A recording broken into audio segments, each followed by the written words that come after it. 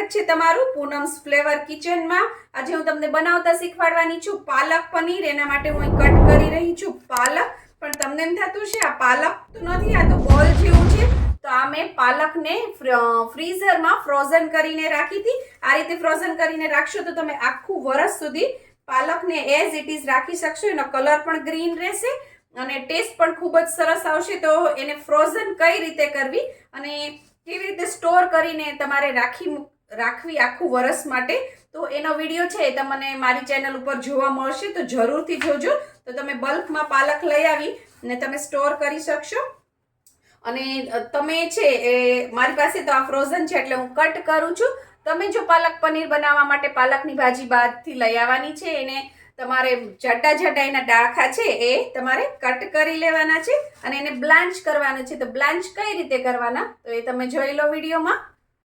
હવે અહીંયા ગેસ ઉપર એક પોળા વાસણમાં મેં પાણી ગરમ કરવા મૂકી દીધું છે। પાણી ઉકળે એટલે આપણે આ જે પાલક છે એને આપણે આ જ રીતે એની અંદર નાખી દેવાની છે।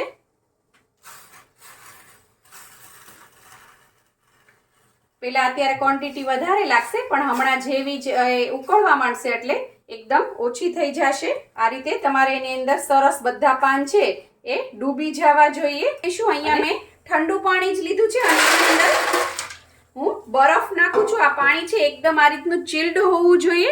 આ રીતે ચિલ્ડ વોટરમાં આમાંથી તમારે આ ગરમ ગરમ છે ભાજી એ તમારે કાઢી અને સીધી આ ઠંડા પાણીમાં નાખી દેવાની છે। આમ કરવાથી એની કુકિંગ પ્રોસેસ સ્ટોપ થઈ જશે।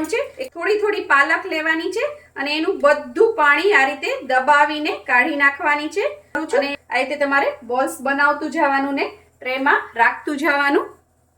હવે આપણે પાલકની પ્યુરી બનાવવા માટે એને એક મિક્સર જારમાં નાખી દઈશું આ રીતે।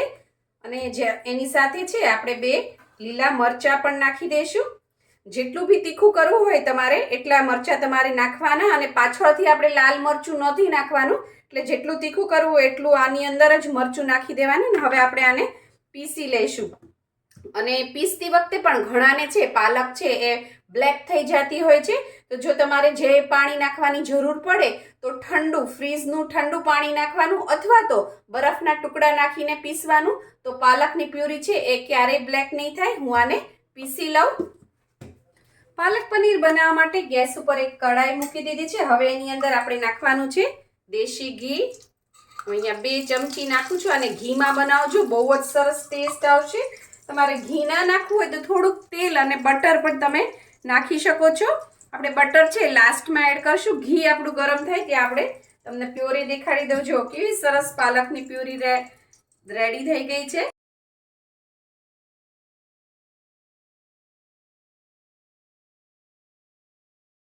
અને તમે કલર જુઓ, જરા પણ બ્લેક નથી થયો।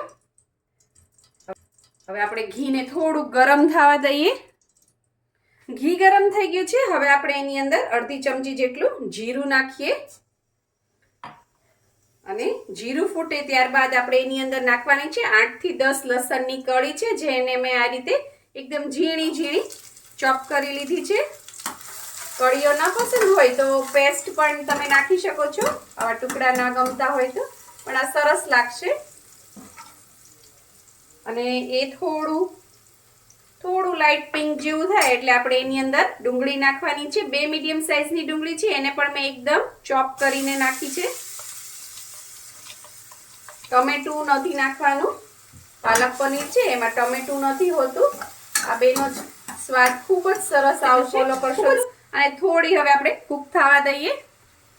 આપણી ડુંગળી છે એ થોડી કૂક થઈ ગઈ છે અને બહુ ગોલ્ડન બ્રાઉન નથી થવા દેવાની, થોડી એની કચાશ દૂરી થાય એટલી જ રાખવાની છે, પિંકિશ જેવી। કારણ કે બ્રાઉન થઈ જશે ને તો આ પાલક જે આપણી એકદમ લીલી લીલી છે ને એ બ્લેક થઈ જશે। એટલા માટે પાલકની પ્યુરી આની અંદર એડ કરી દઉં। મેં અહીંયા 500 ગ્રામ જેટલી પાલક લીધી હતી અને એના ડાળખા ને એવું બધું દૂર કરી દીધું હતું, એટલે 400 ગ્રામ જેવી પાલક હશે જેની પ્યુરી આ રેડી કરી લીધી છે। અને હવે આપણે આને થોડીક વાર કૂક થવા દઈએ। બહુ લાંબો સમય કૂક નહીં થવા દેવાનો, 2 થી 3 મિનિટ જ આપણે એને આની અંદર કૂક થવા દઈશું। કારણ કે બહુ લાંબે ટાઈમ કૂક થશે તો બી આનો કલર છે બ્લેક થઈ જશે અને સ્વાદ જે આપણે જોતો છે એ ચેન્જ આવી જશે। આપણે ઓલરેડી આને બ્લાન્ચ કરી લીધેલી છે, એટલે આ કૂક થઈ ગયેલી જ છે, એટલે એને બહુ કૂક કરવાની જરૂર નથી. પણ આપણે પીસતી વખતે છે એની અંદર થોડું પાણી નાખ્યું હતું. એ પાણી છે એ થોડું બળી જાય અને બધા મસાલા સાથે સરસ મિક્સ થઈ જાય, એટલે એ વાર આપણે એને રાખીએ.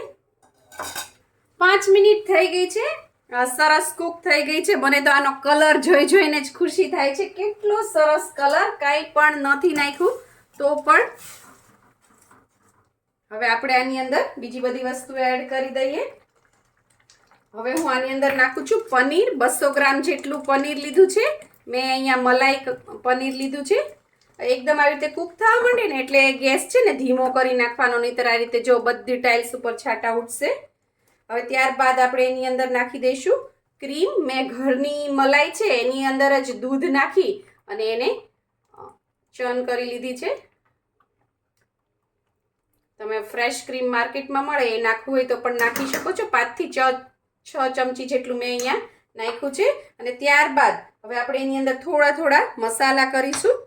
હવે આપણે એની અંદર નાખીશું ગરમ મસાલો. મેં અહીંયા અડધી ચમચી જેટલો જ લીધો છે, બહુ વધારે નથી નાખવાનો. મેં તમને કીધું કે પાલક પનીર છે એ માઇલ્ડ ટેસ્ટ એનું હોય છે, એટલે બધી વસ્તુનો ફ્લેવર એકદમ ધીમો આવતો હોય પણ ખૂબ જ ટેસ્ટી. એટલે બધા મસાલાનું બેલેન્સ જાળવવું ખૂબ જરૂરી છે. હવે આપણે આની અંદર મીઠું નાખી દઈશું.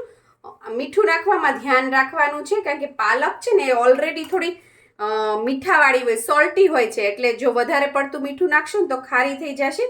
ત્યારબાદ આ છે કસૂરી મેથી. 1 ચમચી જેટલી કસૂરી મેથી છે, જેને મેં હાથેથી મસળી નાખી હતી. એને પણ આપણે આની અંદર નાખી દઈએ. અને મીઠું છે આ રીતે લાસ્ટમાં જ નાખવાનું, જેથી છે એ પાલક બ્લેક ના થઈ જાય. અને બીજું મેં તમને કીધું હતું કે આપણે આની અંદર ટમેટું કે લીંબુ નથી નાખવાનું. ઘણા લોકો નાખતા હોય છે, એના લીધે એનો કલર છે એ બ્લેક થઈ જતો હોય છે. અને જો તમને પસંદ હોય તો લાસ્ટમાં જ્યારે સર્વ કરો પ્લેટમાં ત્યારે તમારે ઉપરથી નાખી દેવાનું, અત્યારે નહીં નાખવાનું. હવે આ બધી વસ્તુ આપણે નાખી છે એટલે આને 5 મિનિટ કૂક થવા દે. અને આપણે જે પનીર નાખ્યું હતું એને ફ્રાય નથી કરેલું, આ રીતે જ હોય છે. પાલક પનીરમાં છે એ ફ્રાય કર્યા વગરનું જ પનીર હોય, એટલે મલાઈદાર સોફ્ટ પનીર થાય રેડી. ઓલું છે એ થોડું તમે એને ફ્રાય કરો તો એ થોડું ચૂઈ થઈ જતું હોય. હવે આને આપણે થોડું કૂક થવા દઈએ. મસ્ત મજાનું પાલક પનીર આપણું રેડી થઈ ગયું છે. બહુ કૂક કરવાની જરૂર નથી. અને આ છે આટલું થીક મેં રાખ્યું છે. તમારા ઘરમાં જેટલું થીક પસંદ હોય એટલું રાખવાનું. આ છે થોડું થીક હોય છે, એટલે જ તે પીસતી વખતે બહુ પાણી નહીં નાખવાનું, નહીંતર પછી છે ને જ્યારે સબ્જી બનાવશો ત્યારે તમે પાણી બાળવાના ચક્કરમાં એને વધારે ઉકાળશો અને એનો કલર અને ટેસ્ટ બંને ચેન્જ થઈ જશે. તો હવે હું ગેસની ફ્લેમ બંધ કરું છું અને હજી આમાં આપણે 2 વસ્તુ એડ કરવાની છે, તો વિડીયો જોતા રહેજો. પાલક પનીરને મેં એક સર્વિંગ પ્લેટમાં સર્વ કરી દીધું છે. આ તમને જે દેખાય છે પનીરના ટુકડા છે. ત્યારબાદ હવે આપણે એની અંદર બટર નાખવાનું છે, તો એક બટરનું પીસ આપણે એની અંદર મૂકી દઈએ. હવે તમારે આની અંદર જેટલું બટર નાખવું હોય એટલું તમે તમારી ચોઈસ પ્રમાણે નાખી શકો છો. અહીંયા મેં નાખ્યું છે 2 થી 3 ચમચી જેટલું હશે. અને હવે આપણે ફરીથી એના ઉપર ક્રીમ રેડીશું. એના ઉપર આનો ટેસ્ટ છે ખૂબ જ સરસ આવશે. 2 ચમચી જેટલું હું નાખું છું. જોઈને જ મોઢામાં પાણી આવી જાય અને ખાવાનું મન થઈ જાય અને ફટાફટ બની જતું પાલક પનીર તૈયાર છે. જો તમને મારી આ રેસીપી પસંદ આવી હોય તો લાઈક, શેર, કમેન્ટ કરો. પ્લીઝ મારી ચેનલને સબસ્ક્રાઈબ કરો અને હા, બેલ આઇકન દબાવવાનું ના ભૂલશો, જેથી આવી જ સરસ મજાની વાનગીઓ તમારા સુધી પહોંચતી રહે. Thank you. આવજો.